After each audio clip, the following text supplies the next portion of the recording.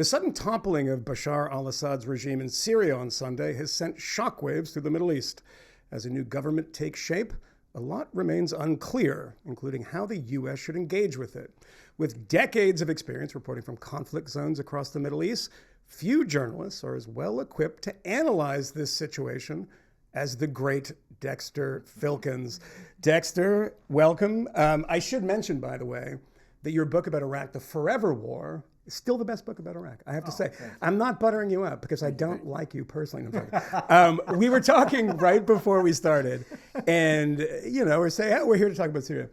And you just casually say, and you're the only person that I can imagine casually saying this, well, I've met Assad. When did this happen, and how did it happen? Crazy. It was 2016, and if I remember correctly, that's an important moment because the Syrians had just, with the Russian bombers, flattened Aleppo and taken it back from the rebels. Aleppo is the largest city in Syria. So they were they were pretty happy. This is about 5 years in the Civil War. Yeah. Oh, yeah. It was tens of thousands of people dead. Country in total ruin. And so, but this for them was, this was a big deal. Normalcy is being restored.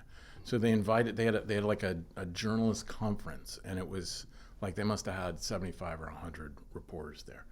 And so I went, and it was crazy at the time because we flew to Beirut and then took cars into Damascus. And that whole road, which is about 35 miles long, to Damascus, was protected by Hezbollah. So it was completely locked down, which was not there just a couple weeks ago. Yeah. But anyways, we got there and Damascus was like, it was nighttime. It was like an Easter egg, like it was lit up. There was an I Love Damascus billboard. It looked like a normal city, so it was really strange. And anyway, I went to the conference, and then towards the end, somebody tapped me on the shoulder and said, would you like to meet the president? And so there were 5 of us, and they put us in a van, and we went up the hill, and there was a kind of an old Ottoman building, and the door swings open, and it's Bashar al-Assad. And super strange because you're being taken to meet the butcher. Yeah. And you think there's going to be blood dripping from his fangs, and he's going to have a bloody knife in his hand. He's going to be a monster. And what you meet is an ophthalmologist. The banality of evil, right? Yeah. I totally understand what Hannah Arendt was trying to say with that phrase, which is you're prepared for I'm going to see evil, and then what you get is absolutely nothing. And the lisping ophthalmologist. Yeah, yeah, and he had a powder blue suit on, and it was all very strange. And the interview was even more weird because I was there, bless her heart, I was there with Ann Barnard of the New York Times, and there were a couple other people. And Ann and I just went after him. I mean, we were trying to draw blood. Yeah. And what did you say? What were some of the questions? I asked the first question, and we were just sitting in a tiny room, just like this. And I said, Mr. President, I said, look, what's it feel like to be a war criminal? And Wait, that was your first question? Yeah. What's it feel like? What's it feel like to be a war criminal? And he said, I hear that all the time. It's nothing. And so there was, and then I kept pushing him on that. You're a war criminal. You're wanted in every country. You're believed to have massacred tens of thousands of your own people. Just went right past him. And then Ann jumped in, and amazing. Ann said, when are you going to release? When are you going to start releasing political prisoners? And he said, we don't have any political prisoners. Name one. And Ann literally reached into her coat and pulled out a list of names and started reading the names. And I thought that would get him, I thought that would and I said, I'll have my staff look into that. But it couldn't get him. I mean, I felt like I could have hit him with a 2x4, and there would have been no. But he was unflappable in the sense that he didn't get angry. Just bloodless. Bloodless, yeah. Yeah, completely. And it was really, it was very strange. It was a very strange time. And then I think the next day, I left the next day. The next day, good, yeah. they took, they took like the reporters up to Aleppo to kind of show them, the new Aleppo, which I think was a smoking ruin at the time. But it was all a very weird time. But that was the kind of the pivotal moment because Bashar was on the ropes, he was going down, and then at the last minute, Hezbollah comes in, Iran comes in, and the Russian bombers come in. And so, can I just ask, this is this sort of question, the answer, everyone is essentially saying the same thing, and I wonder if you agree with this, is that he was on the ropes, I remember this, and didn't go down. I mean, he's the unflappable, bloodless dictator who stands and stays in place. But Hezbollah, sort of decapitated by Israel, Hassan Nasrallah killed, the leadership killed, Russia bogged down in Ukraine, and Jabhat al-Nusra, or whatever their new, it's the Indians are now the commanders or whatever. They've changed the name. It's the same organization. Now they take over. Different T-shirts now. But they take over without October 7th. Does this happen? No. I think if you kind of stand back and you say, look at October 6th. The night before. The kind of Iranian power is at its absolute zenith. So you have Hamas in Gaza, then you have Hezbollah, which is enormous, right on the border with Israel.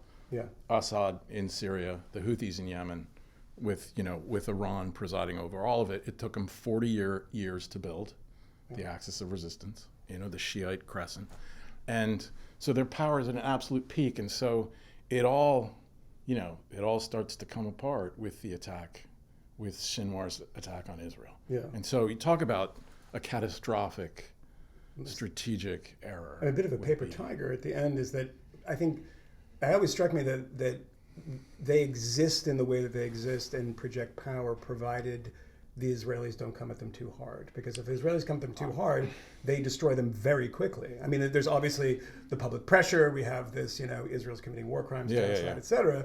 But, I mean, that pager operation was many, many years in the making and a great psychological blow against them. The actual killing of all the Hezbollah people, what has happened in Gaza. I mean, we have a hostage deal as of yesterday, which will allow a certain number of Israeli troops to stay in Gaza, which is pretty surprising. They're caving completely. So, I mean, it strikes me at the end of the day, it's like, I mean, how powerful were they, really? Not as well, I think the Israelis, I don't think anybody realized how proficient the Israelis were and how well they had planned. I mean, I think they hadn't really planned for Hamas. Caught off guard, didn't quite know what to do. Hezbollah, they planned for. They were ready for that. They'd been planning for that since the end of the last war in 2006, and so they were ready. But I don't, they had 150,000 rockets and missiles, Hezbollah did, aimed at Israel with, flight times of like a minute, and they're gone. I mean, it's extraordinary. It's just they hit him so hard and so fast, and I don't think anyone imagined that they could have decapitated Hezbollah that quickly, or that they knew where they were. I mean, even now, I think, how did they know where Hassan Nasrallah was if he wasn't using a cell phone, which he was within a foot of where he was? And they collapsed the whole building, and just remarkable. How dramatic it's been. I mean, it certainly lends credence to the idea that Iran was surprised by not the fact of October 7th, but the timing of it. There's been reporting that they sort of were expecting it a couple years later. I wanted to ask you, it's impossible not to feel joy seeing someone like Assad humiliated, driven from his country, seeing prisons opened and political prisoners released. That obviously staged CNN report notwithstanding. One watches this and feels so happy. And yet then you see this Jolani guy, head of the rebels, an Al-Qaeda person, right? Of the Golan. Right? Of the Golan. I feel like we've been through this before. I remember when we were withdrawing from Afghanistan, and because I don't think we should have been there in the first place, feeling like, that feeling of, okay, sovereignty is going to return to this country. Maybe we can trust the Taliban is going to be different. Of course, they're not different. They're exactly the same. What should we be on the lookout for to know if we're looking at another Afghanistan or if we can feel hopeful? I mean, one thing that seems to be very different is that Syria has a sort of middle class, a young intelligentsia that's currently in exile. You know, will those people return? Do they have hopes for establishing a technocratic state or achieving some sort of stability? Or are we looking at the return of ISIS, Al-Qaeda?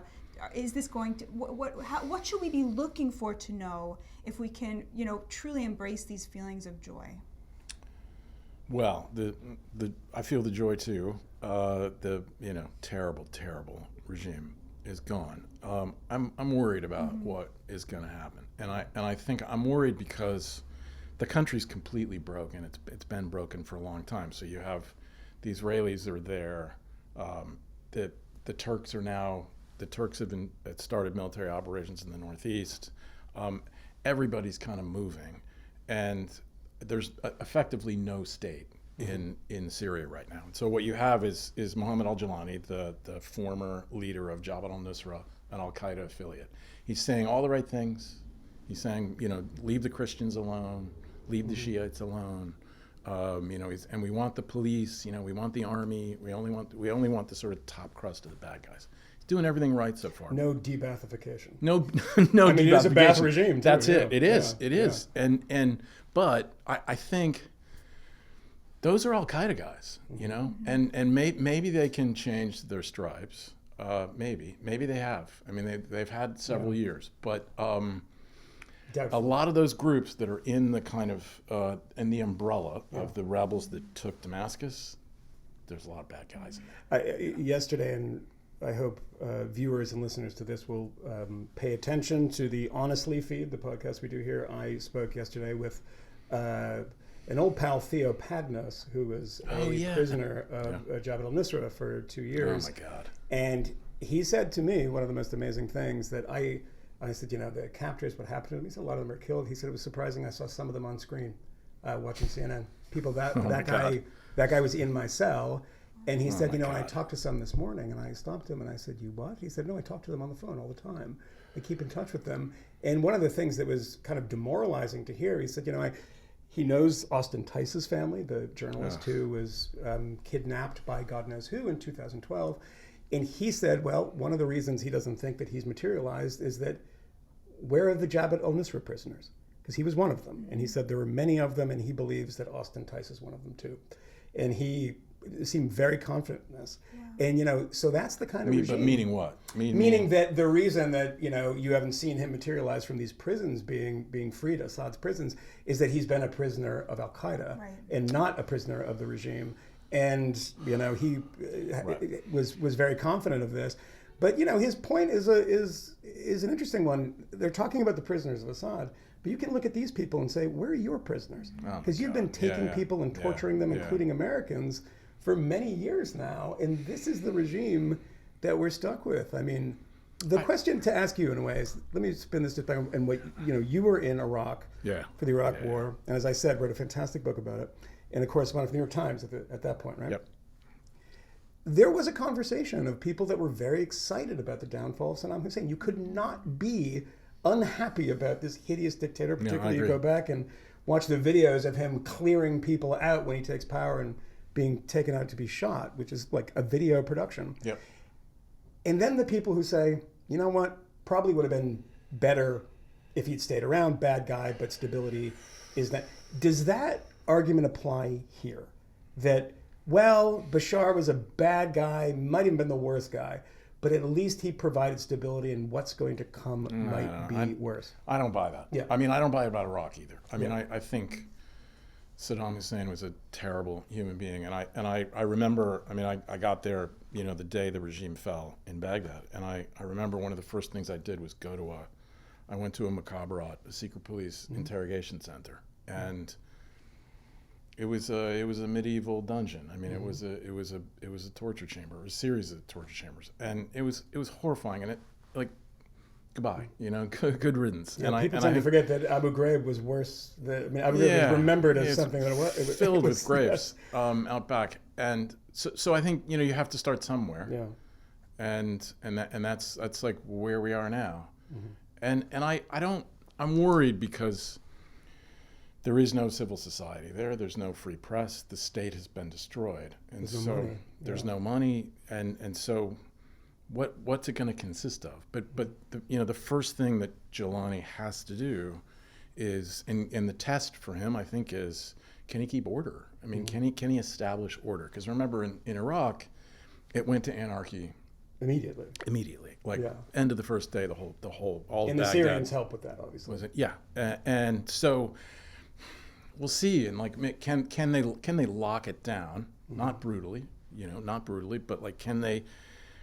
You have to have order before you can do anything else. And can they do that? And I guess we'll see. But one follow-up on that. What does this do for Lebanon? I mean, you're kind of a Lebanon specialist. You wrote a long piece for the New Yorker this year about your trip to Lebanon and meeting with Hezbollah commanders. Yeah, I mean, that's the supply route, right? Yes. I mean, this is cut off. Gone. And Gone. the Jabhat al-Nusra, and I'm going to refer to them as their original name. It's Cassius Clay to me. Yeah. They're no friends of Hezbollah, right? And that is a great route for Iranian weapons into Lebanon. I mean, that makes the situation in Lebanon a lot different now, doesn't it? Hugely, because the supply, and if we had a map here, but the Iranian planes would come in and the trucks would come in. They'd come into Syria, sometimes overland from Iraq, but they come into Syria and then come right down the Bekaa Valley in Lebanon, which is right on the border. And and then they could bring in anything they wanted. They could bring in the 150,000 missiles. That's where they came from. Yeah. They can't do that now. Yeah. And Hezbollah has been decapitated, basically. I mean, the whole senior leadership is practically dead. So what does that mean for them?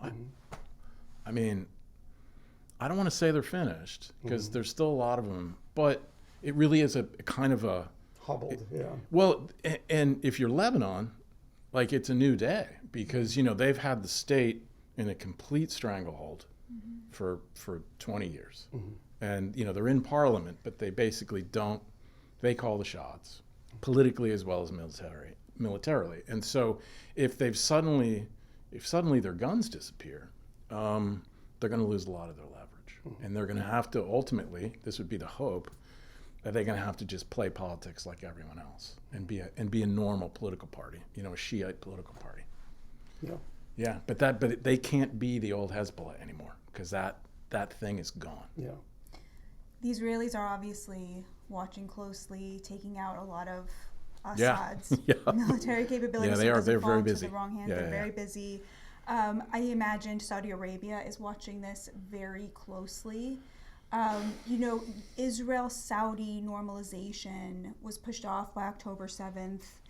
This was a big priority for Donald Trump. I think thinking about taking control again, how to expand on the Abraham Accords. Yes. What happens now to that, and also how does the fall of Assad impact the Israelis' position vis-a-vis the Palestinians? I mean, what does this make it more or less likely that the Israelis now have to come to some sort of long-term solution to that problem? Wow. Tell us a little bit about how that's been impacted, those conversations. Well, that was sort of the incentive. Look, if you can bring the Palestinians to the table, and we'll bring the Saudis to the table, and we'll all make a big deal. The Saudi Arabia will recognize Israel. We'll get something close to a Palestinian state, and suddenly, peace will dawn in the Middle East. I don't know about that now. I don't know. I mean, because I think Hamas is finished. I think they're decimated. So there's not going to be any great urgency on the Israelis' part to do a deal. Yeah. I think they want that deal with Saudi Arabia. They want that recognition. But I think it's much more complicated now. I don't know if we're. I mean, one of the motivations for October 7th is to undermine that relationship. The theory being that that the Saudis after October 7th, I mean, this is sort of the left-wing narrative, is that they looked at the carnage in Gaza, right, which we may feel was justified. I personally feel was justified, but to the left, that this is sort of the genocide, the massacre, and the Saudis said, forget it, forget the West, forget the Israelis, we'll go back to Iran. We're going to have let's go have better relations with them.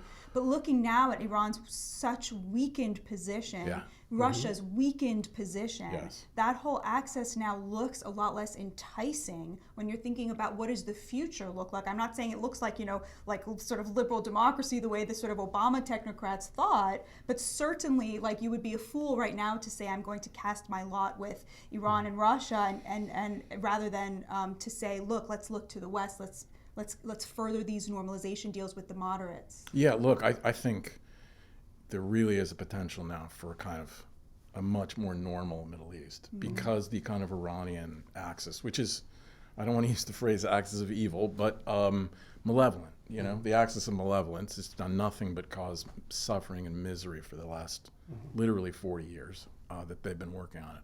That's been just smashed and destroyed. And so I think for starters, if you're the Saudis, you think, we can take the temperature down. I mean, it's things are okay now. We don't have to worry about the Iranians. The Iranians are like bloodied and they're in a box and they're much more weakened. Hezbollah's gone. All of our enemies are gone. So I think it's pretty hopeful. It's going to take a while, and I think if Syria disintegrates, then all bets are off. Yeah. And so then, I mean, obviously we have to place some bets here. I mean, you have al-Jawani going in front of the press and saying we have, a couple million Syrian pounds in the treasury and they're worth nothing, which was saying, can you give us some money? And maybe that will have a moderating influence. It's like, you want money, you gotta play by our rules. Right. Or something like. Although we saw that with the Taliban and it did nothing. Exactly. Yeah. Well, you can imagine that's a bargaining chip. There's It's a bargaining chip, it's like you are a designated terrorist organization. They can't move money anywhere. Yes. There's a We'll take there's you a off the list, bounty yeah. on your head. Yeah. Personally, $10 million. Yeah. Yeah. From the so- Americans. Yeah. So he was, of course, in an American prison. we will take maybe we'll take that off if you play nice. Have you reported from Iran? Yeah. Okay, let me ask you a quick question about this because, Iran is in this weird position now because they've been humiliated, and it's the one population that everybody says, you want to see a population that loves America? Yes. Go to Iran. Yes. And it's True? Yes. I mean, I've read about people, Iranians have told Well, me it's a big country. It's a big country, obviously, but you go to Tehran and it's just anti-American stuff. There's, instead of Coke advertisements, right? When I went to Tehran, last time I was in Iran was in 2020. So it was right when the COVID was starting, which was a crazy time there. I went to an amazing party when I was there in kind of the northern Tehran suburbs. They pulled the shutters down. Alcohol and There was moonshine. There was homemade alcohol. The music was playing. The women came in. You can cut that It was part if you want. it was a great party. Yeah. And it was probably better because it was illegal, And I Yeah. think they had paid off the guard, or the neighborhood guy. But it was so clear to me.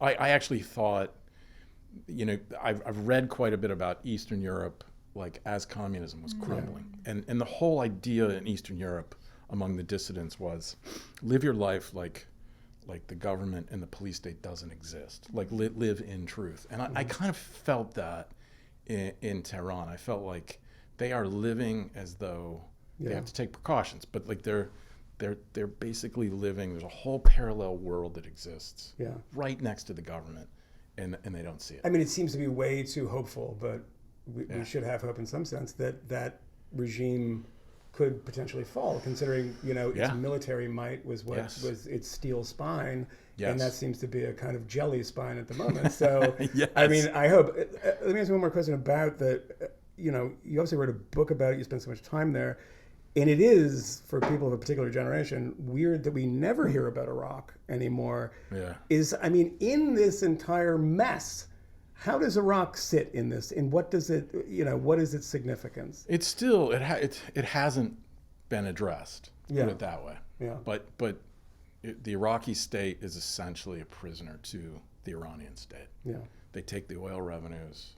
They basically control the government. They've set up basically something close to Hezbollah in the Shiite militias in Iraq. So it's a terrible, terrible situation. I mean, they can't even can't even take advantage of the oil revenue that they have. And so I think that's one of the shoes that hasn't dropped yet. But about Iran, I just want to say I think my sense is that the Israelis believe that the regime is vulnerable, and that the popular support is so thin that it may be a moment to take advantage of that. And I don't know exactly how they would do it, how they would kind of encourage dissent inside the country, if they could do that inside of Iran. But my sense is that they believe that the moment might be here, or might be near. Dexter Filkins, thanks for joining us. Thank you. And you can see Dexter at the New Yorker and hopefully back here, right? Yeah. You come back. Yep. Thanks, man.